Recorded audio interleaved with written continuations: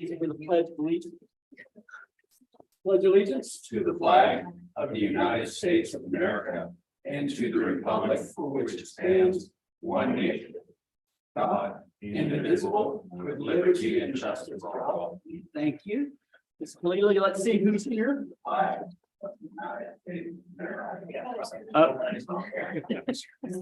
That's okay. The reverb.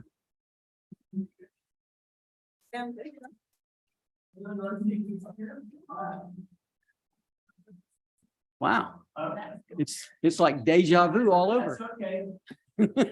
Reverb. We'll put that on. Are we there now? Okay, let's see who's here.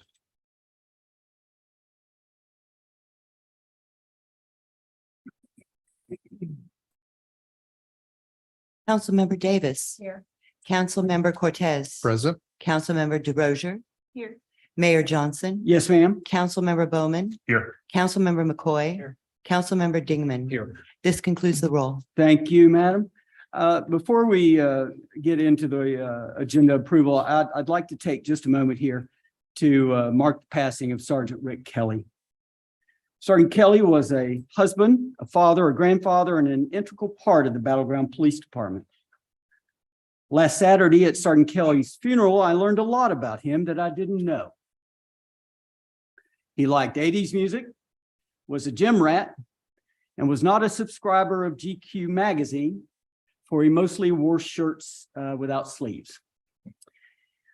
On behalf of the City Council and the city, we salute Sergeant Kelly for his service to the citizens of Battleground and wish peace for his wife and his family.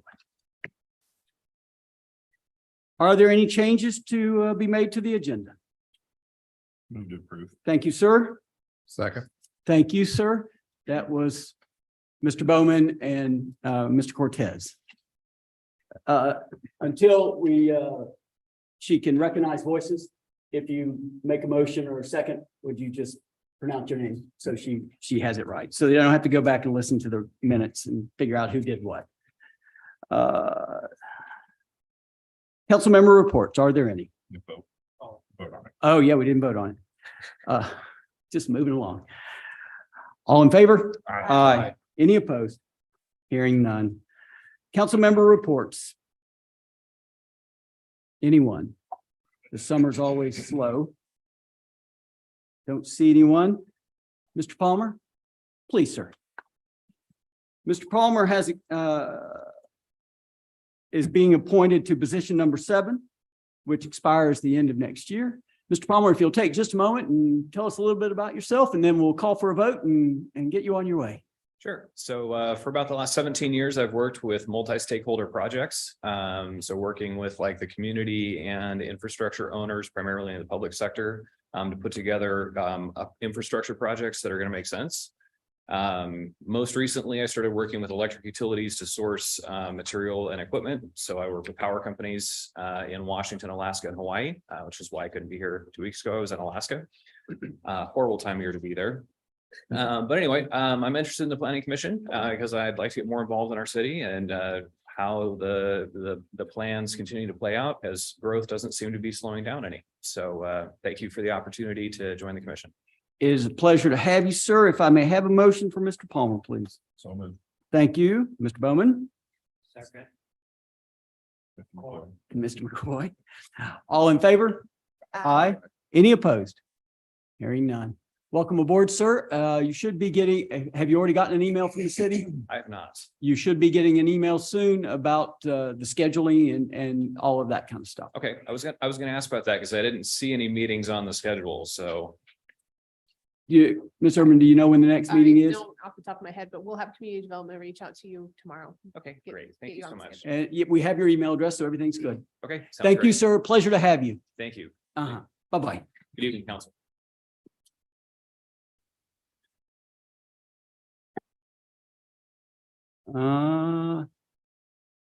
Ms. Urban, Chief Fort, who's Yes. holding the, For who's holding the fort? For presentations, we're going to hand it over to Chief Fort.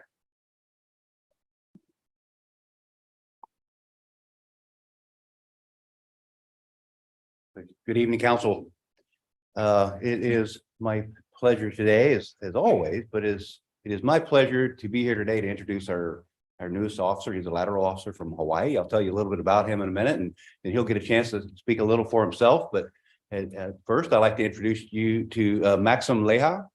He was a deputy sheriff for the state of Hawaii for the last 7 years. He's been married for the last 9 years to his wife, Jamie, and they have 3 children, Damian, Mahina, and Sky.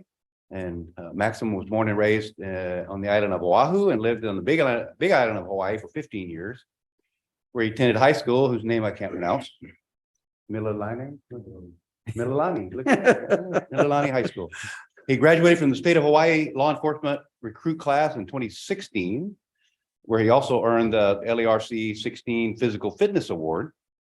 I think that you'll see that kind of preeminent in some of the things that he does. He's into physical fitness and primarily football, but also weightlifting and things like that. You may notice that. I don't know. I kind of take notice of him when he comes in the room. He spends most of his time dedicated to football, either coaching or playing, and coaching his son, something he loves and is very passionate about. Maxim has said that he loves working and living here in the state of Washington, but he will forever always be an Oregon Ducks fan. So can't have everything. Maxim? Please, sir. Hello, nice to meet you all. My name is Maxim Leha. This is bittersweet for me considering all the events that have happened here in Battleground and back in the islands. But I'd like to thank all of you and the city of Battleground for this opportunity. I'd like to thank the Battleground Police Department for welcoming me and my family and making this transition easier. But most of all, I'd like to thank my beautiful wife, Jamie.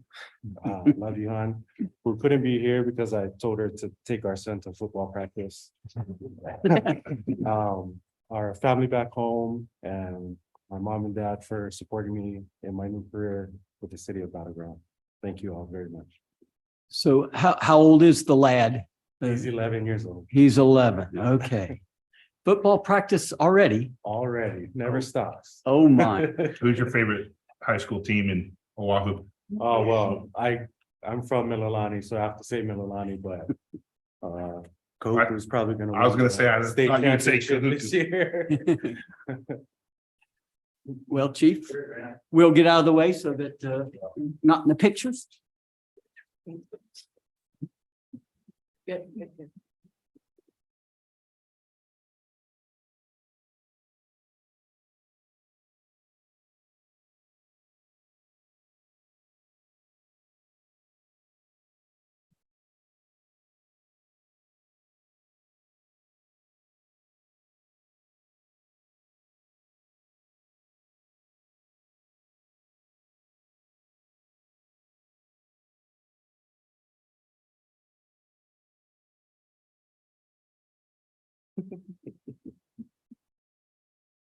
Please raise your right hand and repeat after me.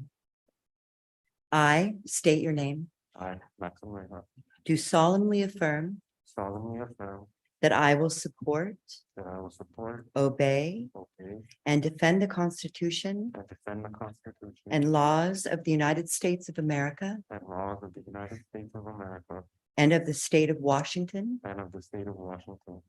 I will abide by I will abide by the Law Enforcement Code of Ethics the law enforcement code of ethics and will diligently and impartially and will diligently and impartially perform all duties of police officer perform all duties of police officer for the city of Battleground, for the city of Battleground, county of Clark, county of Clark, state of Washington, state of Washington, as such duties as such duties are prescribed by law.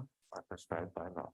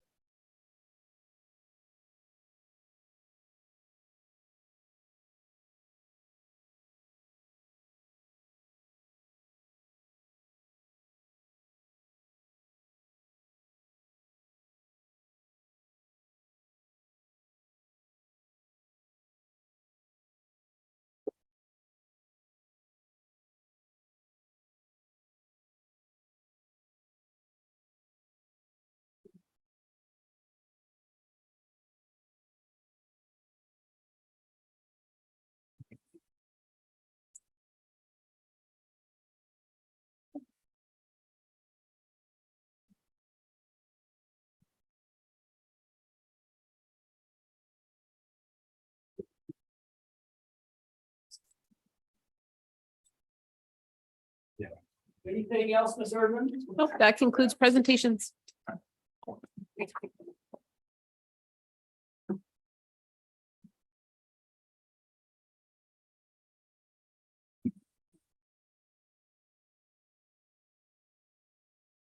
Citizens communications will be open. Individuals are limited to 3 minutes to provide comment. Council may not be able to respond to individual comments and may refer you to a staff member to assist if necessary.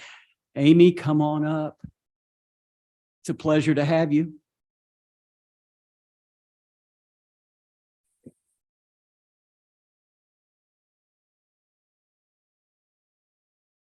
Can you hear me? Yes, ma'am. Okay, so I'm going to talk fast, so I apologize if I'm going to slur like a sailor because I have a lot I want to say and I want to get it in the 3 minutes and be respectful. So I will start now. It has come to my attention that the Battleground City Council is responsible for upholding the mandates, et cetera, concerning the protected white oaks that we have in our city. For over a year now, LGI Homes and Rachi have been working on a new subdivision that upholds the urban growth boundary requirements that the county, state, and city are so focused on. While I understand the need for growth, I do not understand the need to sacrifice our protected white oaks in the process.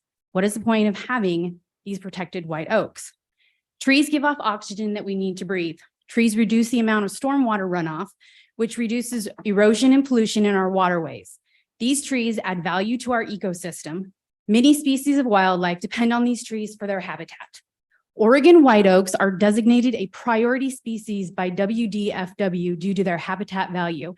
They are the only native oak species in Washington and Northern Oregon and have the ability to withstand drought, as well as be wind resistant, slow growing, and provide erosion control. About 12 white oaks have been killed. LGI said that this was a non-issue according to the spokesman I spoke to and said that they simply push the fees onto the homeowners. This seems like an added cost that brings homes out of the affordable home ownership bubble price range that the city is concerned with. My question to the council and our city manager is why aren't we upholding the protected status of these trees and holding these developers and dirt companies accountable? At some point, it has to stop being about the revenue and it needs to start being about the people of our community, the same people who vote you in office, pay their fair share of taxes, vote yes and no on our initiatives, and contribute to the e-commerce of this city. At the least, the fines need to be so steep that it will cause pause. And at the best, they simply cannot cut the trees down. These businesses are making a mockery of our town by thinking they can do whatever they want because they throw a few greenbacks at the problem, leaving us with concrete parking lots void of trees and habitat, as well as usable yards for our children. I have never heard a child tell me that they thank God on a daily basis that their home and neighborhood has no tree to climb. As trees grow, they help stop climate change by removing carbon dioxide from the air. They store carbon in the trees and the soil and they release oxygen into the atmosphere. Living in and being representatives of Washington State, the Evergreen State, the Pacific Northwest, the tree-hugging, environmentally conscious, ever-loving recycling state, why are we not holding ourselves up to the fire and protecting these trees? I assure you a compromise can be made by all parties. I've seen it in this town. I urge you to listen to Maya Smith, the habitat biologist with WDFW, your community planning workers who feel these issues on a weekly basis, bless them, and take action to start implementing the necessary changes to keep these trees in our community. If we are willing to pay an environmental green fee at the grocery store for our plastic bags, then why are we not willing to protect the actual environment by upholding those accountable who cut down these white oaks? I urge you to take a stance, be a community council that the people can be proud of, depend on, and who are good stewards of blending both development and environment into future projects within this city. Once the oaks are gone, they are gone. Let's keep the trees in our community and showcase the beauty that is Battleground when people come to visit and where they can see the partnership between nature and development. Thank you. Before you have a seat. Pleasure to have you. What subdivision are we talking about? I don't really know the What name. street It's is off on? of, it's in between Grace and Parkway. And I live off of 10th Street. It's been, By the Catholic Church? yeah, it's been planned for quite a few years. There was original developer who was quite aware of these. Well, the city, everyone's aware of them except for LGI and Rachi. Okay, just so that we know which one you're speaking of. There's others, but that one's closest to home since I've watched them cut down all the trees that were tagged as protected. Thank you. Mhm. Pleasure to have you. Anyone else? Seeing no one else, we'll go ahead and move on to the consent agenda. Does any council member believe that any item needs to be withdrawn? To approve. Thank you, Mr. Bowman. Second to approve. Thank you, Mr. Dingman. All in favor? Aye. Any opposed? Hearing none. Moving on. Resolution number 23-09, the Senior Activity Reimbursement Program, Ms. Irvin. Thank you, Mayor Johnson. I'm going to turn this over to our Finance and Information Services Director, Ms. Lowry. Good evening, council. Before you, you have a resolution which would take the senior program reimbursement that the council passed back in August of 21 that had an annual amount of $8,000, and it would increase it to $12,000 annually with a sunset the same as it was in the original resolution of December 31st, 2028. This is coming before you because as we are getting the rents for this next year, we are looking at putting them at market rate. So this would help offset the increased cost to the senior center rental to allow the seniors to continue to rent it within the program parameters. And that is all. Mr. Open for McCoy. questions. Yeah, it does, in the resolution, it says that, no entry fee may be collected. Is that part of, is that something we're asking, or is that something that's required? That's something that, so if they're asking for an entry fee to get in, they're not eligible for the program. If they have a donation, then that's not required for entry. The intent of the program is to fit within the constitution of assisting the poor and the infirm, because we're allowed to do these sorts of things for those type of people. If they're requiring an entry fee, that prohibits people from coming. So that's why that's in there. Understood. Thank you.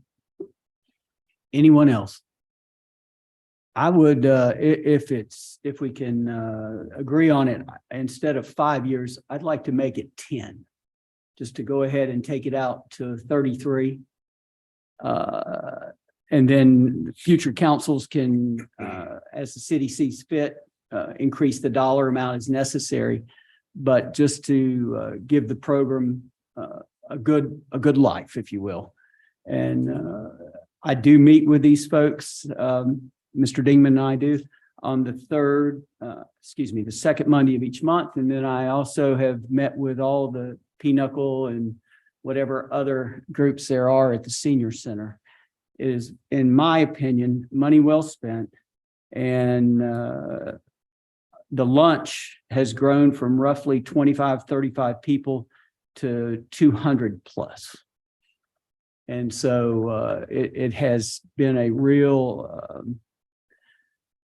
good thing for our elderly folks, our seasoned citizens. They don't like the term elderly, seasoned citizens. And the pandemic taught them, just like it taught the rest of us, that you need to get out of the house and go meet with people. You can't be homebound. So I would like to make a motion to change the ending date from 28 to 33. So second that motion. Mr. Cortez, thank you, sir. You were first. Is there any discussion about this resolution at all? What was the total amount? Have they used that total amount every year? They have used, I think this is only the second year of the program. We're at about 6,000 for this year. Last year, we ended the year, I believe, at like 7,500. Okay. So I mean, I don't have a problem going out that far. The only issue I have with it is 10 years is a long time of this. If we're at 7,500 for the year and we allocated 8, correct? Then, and we've only done this for 2 years, that the allocation is going to need to be increased. And so why not just look at it at that time as we increase those allocations? I don't have a problem with the program, but if you're going to have to bring it back to look at it, then it's going to have to be voted on anyways at that time. And that way you're not binding a future council to anything. And that dollar figure would change anyways, because we're already, I mean, what do we do for the rest of the year when they hit 8? Tell them they can't do anything? That would be what would happen if that does happen, yes. Yeah, so I think without changing this as it is, we're gonna be looking at this soon.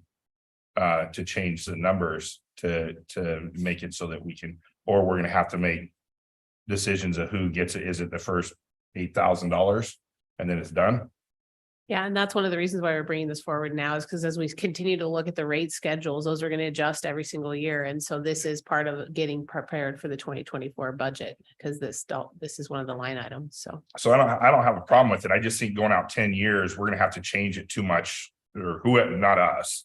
Whoever's here is gonna have to change it based upon the rate schedules and where we're at to increase the money. So just let them deal with it at that time. Is my only thing is that way we're not binding a future count. We're not. I mean, they can change it if they want to, but yeah, we are binding them to an extent. So. Yes, sir. Yes, sir.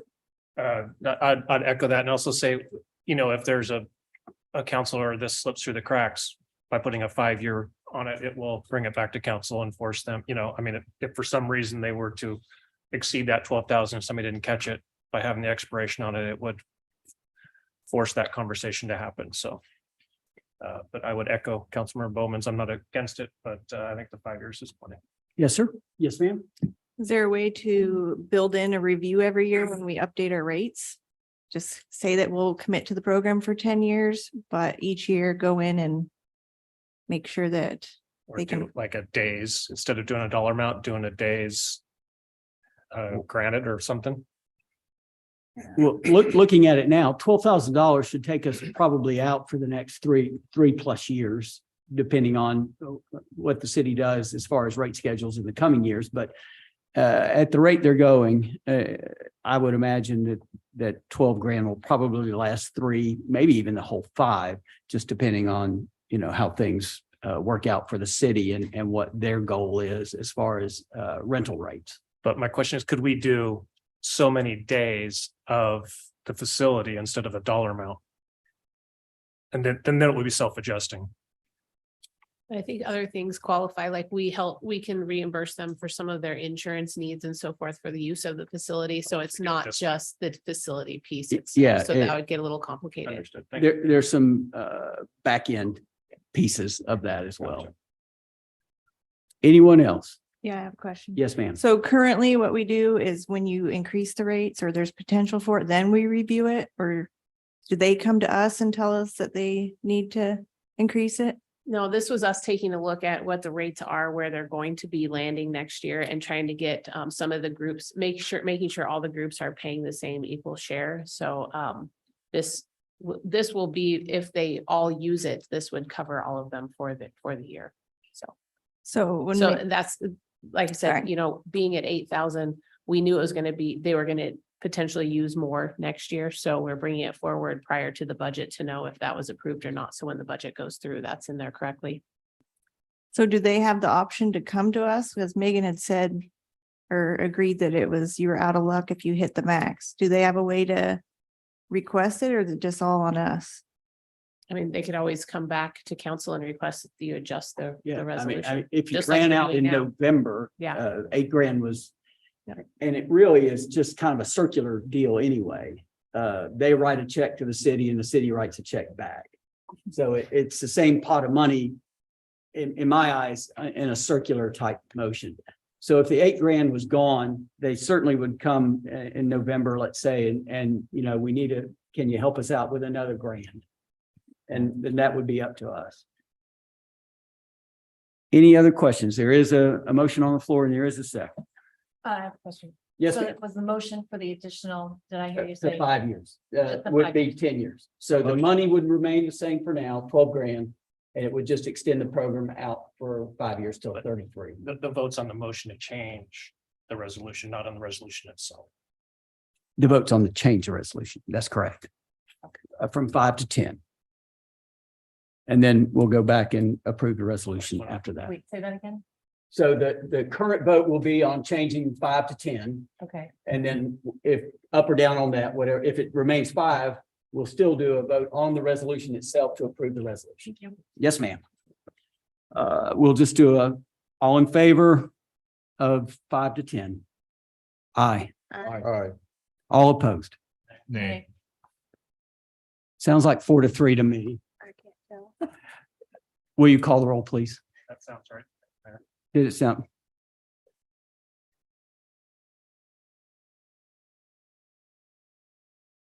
Councilmember Davis. Okay. Councilmember Cortez. Yes. Councilmember DeRozier, Yes. Mayor Johnson. Yes, ma'am.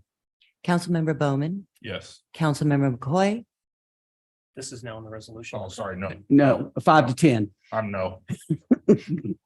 Yeah, I'm no. No. Councilmember Dingman. Yes. 4 to 3. Yes, ma'am. Thank you. I was reading this here, like, sure, whatever. Now we're moving on to the resolution. In the resolution, all those in favor? Aye. Any opposed? Hearing none. Did we have a motion on the resolution? We did not. Oh, We have a motion on the resolution. I got Mr. Mayor, confused. move to approve. You confused me. 23-09 Senior Activity Reimbursement Program. Thank you, Mr. McCoy. Second, DeRozier. Thank you, Mr. Rogers. All in favor? Aye. Any opposed? Hearing none. Administrative reports. No administrative reports this evening. No administrative reports. Council communications. I do have one this evening. If you read Friday's report from Ms. Erdman, Mr. Ferrier had contacted the folks in Moses Lake about the cameras. I was in Moses Lake this past week, saw the cameras, and they're in school zones and they're in high traffic zones. Is that pretty much? That's the speed cameras, red light cameras, the ones that we were talking about, you didn't see probably. They're up on poles that are reading the license plates. Those are different. And then there's a license plate. Yeah, there's a license plate one, and then there's the traffic ones. And so I've asked Mr. Ferrier if he'll take a moment or two and tell us what he learned, and then maybe we'll discuss it. I know we'll discuss it a little further, and we'll see if we are interested in moving that way. Thank you, Mr. Mayor. Last week, as you mentioned, staff did reach out, spoke with Moses Lake Police Chief and Interim City Manager, that would be Kevin Fuhrer, regarding Moses Lake's experience with the vehicle license plate readers. Chief Fuhrer said they have 20 cameras around town. They lease them from a company called Flock Safety. I didn't know this, but apparently Flock Safety is one of the leaders in that industry. It's an annual lease of $50,000 per year for those 20 cameras. The funding for the system was made available to Moses Lake through a one-time grant funded by WASPIC. But Chief Fuhrer did say that Moses Lake intends to identify funding for the system through their general fund on a going forward basis. I asked what has been the community's reaction to the camera system. He said it's been overwhelmingly positive. The agreement with Flock provides Moses Lake with access to a multi-agency network of cameras that are scalable. Other cities that use their system, they have access to them as well. They are able to search by vehicle type, make, color, license plate, including partials, temporary plates, and other unique identifying characteristics. I asked him what that meant. He said if there is a vehicle that's been identified that has a bumper sticker or a fender that has one color different from the rest of the vehicle, you can search by that criteria. He did mention that they had one vehicle that had been stolen in Seattle, was traveling through Moses Lake on the way to Spokane. It was identified and their officers were able to apprehend the suspect and recover the vehicle. Chief Fuhrer provided staff with contact information for both Flock and WASPIC for Battleground staff to review, and that pretty much concludes my presentation. Yes, sir. Well, you answered one of my questions is going to be, what is it used for? I was guessing Amber Alerts and stolen cars. Is there anything else? Silver alerts. Yeah, silver and amber and stolen correct. cars. Is that pretty much the That- 90% of it? That's correct. I don't know much about these cameras, but it seems pretty impressive what you can do with them. Just a little bit of information allows you to search. They must have some crazy algorithm that I don't understand that allows you to look for these things in a really relatively short amount of time, find what you're looking for. Thank you. Yes, sir. Yes, sir. Thank you. I think it can also be used for if they get, like you said, if they get a report of a vehicle in a certain area from a different jurisdiction, and they can pull it up in their jurisdiction and see if it's been there at all, through if they feel someone was moving that way. So such as like could be a child custody case where someone's moving through and You can track them. you can track them. Yeah. And it also will give them when I was reading on it, it will let police know where because of where the cameras are, it will let police know which direction that car's headed.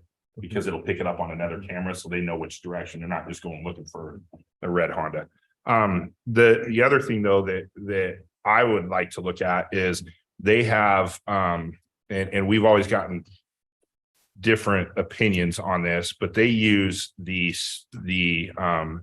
red light cameras, and they use the school zone enforcement or speeding cameras pretty heavily in Moses Lake. And so they have those in their school zones, and it'll write you a ticket for like 2 mile an hour over. I mean, that sucker will get you quick. And intersections where they've had a lot of red lights and I think being ran, and I think that's something that we should look at, because it's hard for our law enforcement to be there to see that, right? And see that that person run that red light. Or if you go out here on any day out here at 502, 503 and watch people go through red lights, that there's a lot. We have a lot of tickets there. But I think it'd be interesting to see how they're doing that, because I've always been told it's an issue in Washington State, but they seem to be doing it because they've had them for quite a while there. So, and that's a different camera system than the ones that they got the grant for. So I think it could help us in our school zones for sure. But possibly, and one of those school zones is on Main Street, and that's an area that we have cars that are going faster than they normally should. So it might help to serve two purposes there on Main Street. So thank you. Yes, sir. Yes, ma'am. Okay, so my question is a technical one, I guess. And now that I thought about it, it's kind of a dumb question, but Ask away. so the video footage, you talked about how you can put in like search criteria. Is that only moving forward, or can it also go back and look at previously recorded video? Yeah, I don't have an answer to that question. I would imagine there is some kind of search criteria where you can track back in time. I don't know how far back, how long it retains information. Is it 2 weeks? Is it a month? I don't know. Okay. Thank you. And then the question I would have then is, so they shoot the picture of whatever. Where does that go? Did he state, does it go straight to the court system? Do you get a ticket in the mail like they do in Oregon? You just get a ticket in the mail and say, sorry, big guy, you were speeding. Yeah, I can't speak to that point. Chief knows something I don't know, but I honestly don't know. Couldn't tell you. I do know that their information is stored on the cloud. And so and they have access to that system that allows them to look for what they're looking for. And I haven't looked into that in Washington a lot, but in Oregon, at least it requires a police officer to verify that violation happened. So you can see video evidence or photographic evidence of a violation, but it still takes a police officer to verify by looking at that. I'm not sure the process here in Washington, but if they're doing it in Moses Lake, then there's obviously a process in the state of Washington. So You get it in the mail. and so after, My dad got it. again, in Oregon, after the police officer verifies, then it goes to the mail, and that's, you're intuitive. I saw it flash, but I was in his car, so it goes to the registered owner of the car. And then it's up to them to determine if they're gonna rat you out. And so they can say, I wasn't driving, this is who was driving, and it would go on their record, or you can just pay the fine. And so that's, you can say it wasn't me, but I'll pay the fine, or you can say, no, it was my son. So, What'd your yeah, dad do? he didn't give it to me, so I don't know. I just saw the flash. I'm like, what was that? He's like, you just went through the yellow light. Cause it'll get you going through on a yellow to red. So if you, In the state of Washington, you could have your bumper in the intersection on a yellow. Yeah. if you don't clear though, if you don't clear it, it will still take the picture. I think sometimes the perception of yellow and red's vary. Yeah. I'm colorblind. He's colorblind, so yeah, he not that he doesn't understand there are only 3 lights in the center when it's yellow, but. Well, again, I've lived in communities in Utah and in Kentucky and in Tennessee, all 3 that use these. and it made a difference. People, especially in our neighborhood over on Onsdorf, where it's a flat through, people go through there quite fast. School zone, the school zone ladies are doing their best. But I believe this would be of help to them. And for 50 grand, give or take $1, it's half a police person. Wasn't it 50 for the license? That's just for the 20. Yeah, that's not the 50 grand was just for the 20 new ones they got. That wasn't the speed zones and the red lights. So I guess the question would be this evening, is there enough interest in it to have Mr. Ferrier and the city continue on to see if there's any, what else is there so that we can make a decision down the line with full information? Yes, ma'am. We've been Googling. So it looks like it costs them about $521,000 a year for the red light camera. They use a company called Red Flex that's based out of Australia. However, I will say that they brought in almost $1 million in revenue. Which Yeah. is. What county crazy. is that? That's Moses. They, Moses Lake Grant County. obviously are not law-abiding citizens in Grant County. I do see that they did have a class action lawsuit that happened in 2009. It doesn't give me the results of what happened with that to where folks challenged it, but obviously if they're still doing it, then I don't know if that was positive or negative. Of but- course, our hope is, as we know, most of speeding ticket money goes to Olympia anyway.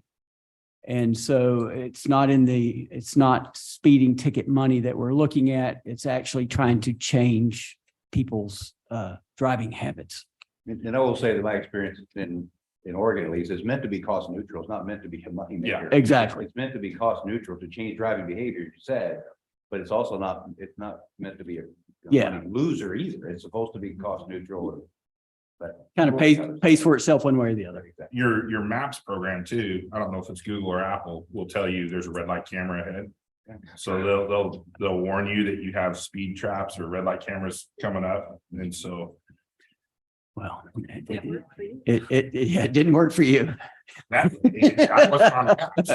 It didn't work for you. It'd been nice if someone would have told me that one was that way. So does anyone have any heartburn? We'll just ask for the negative to begin with on Mr. Ferrier and or the city going down the road to look into this a little deeper. And can we verify what type of cameras you would like us to look into?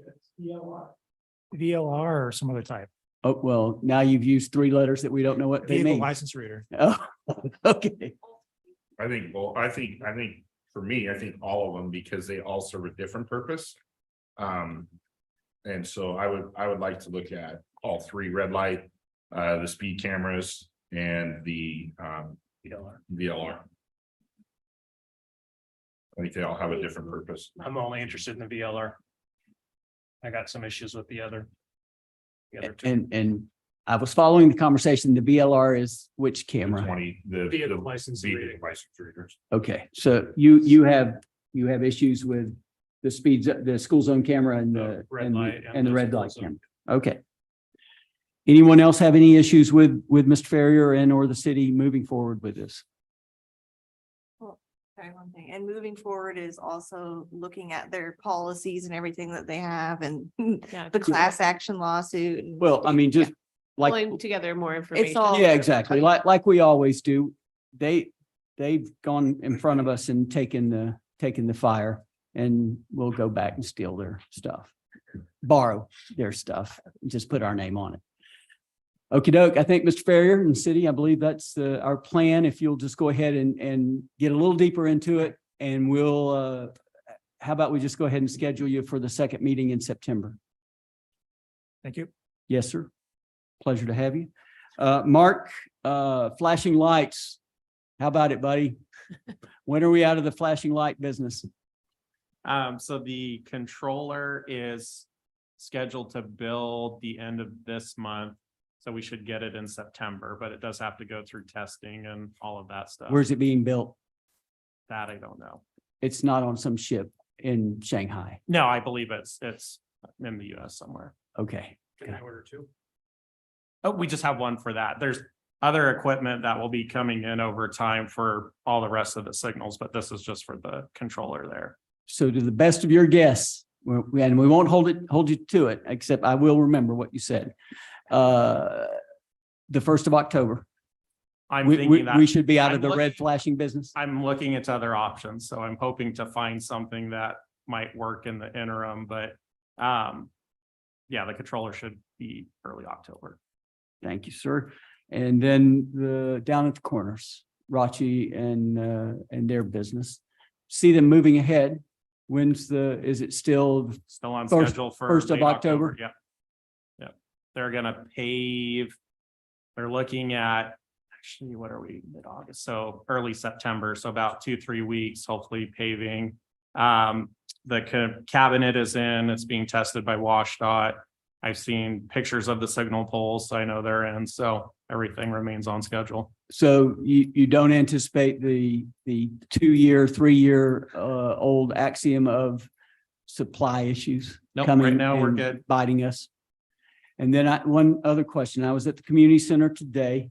The white striping down the middle of Main Street, was it paint or is it the what's it called? Everything should be thermo. The white lines in front of the community center are just about eaten away.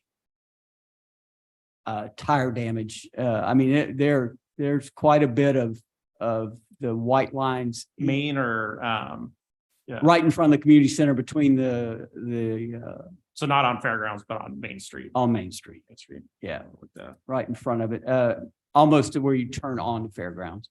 Okay. Yeah, right in there. Brand new stuff. Yeah, it's only 2 weeks old. 2 or 3 weeks old. And then when do you anticipate them finishing up the handicap work on the street? They're working on it now, so it should be sometime in September. And that's every crossing on both Yeah, sides of the that's- street? That's anywhere we did mill and fill this year, so it'll be all of Main Street and then there might be a couple on Eaton. Wow. Yes, sir. Do we have a plan for the flashing red when school starts? Because that's gonna be a nightmare, especially if the crossing guard gets involved. Yeah, I'll talk to Kevin over at the school district and see if they want to do about it. That's why I'm trying to look into alternates, because I'm concerned about that as well. And then one more thing for me, in the 2 or 3 days you were in charge and the week that Mr. Ferrier was in charge, the dump trucks coming down Onsdorf are, by the numbers. I mean, there were 3 within my 6 minutes walking what I walk. Well, I thought we said 2 weeks ago, Onsdorf was not a truck route. Correct. So is it a matter of putting up signs? Is it a matter of police enforcement? They're coming up and down Parkway quite regularly as well. What's happening, as you know, the Onsdorf, they cross Parkway in that little 1.5 street that we have there to get in the back way of what the lady was talking about this evening, whatever development that is. And so wouldn't the rule be they come up 25th, take a left, Yeah, come I around? assume they're coming from north, so they should take 25th over and then, if they're coming, I don't know where the construction entrance. These are- Razor Parkway, but depending on which direction. they These could are come there stored and all then head back. trucks. These Yeah, are so I assume they're coming from north. stored all double trucks coming down Onsdorf. Yeah. So I don't know if we just call up there and say, hey, fellas, Yeah, so there's 2 ways. One, from the engineering side, what we do is the inspector will talk to the various construction project managers and say, hey, we've gotten this complaint, remind your subs that, here's the truck route, even handing them a map. And then the second would be enforcement. okay, because in the 2 weeks since we last talked about it, it's the same as it was 15 days ago. And 20th as well. I have seen them on 20th as well. I had to change the settings on my cameras because it kept going off every time a truck drove by. Anything else for the city? Seeing none. Our next meeting is Tuesday, September 5th, because the 4th of September is Labor Day. We'll see you. There is no 6 o'clock. We'll see you at 7 o'clock. See you then. 7:45.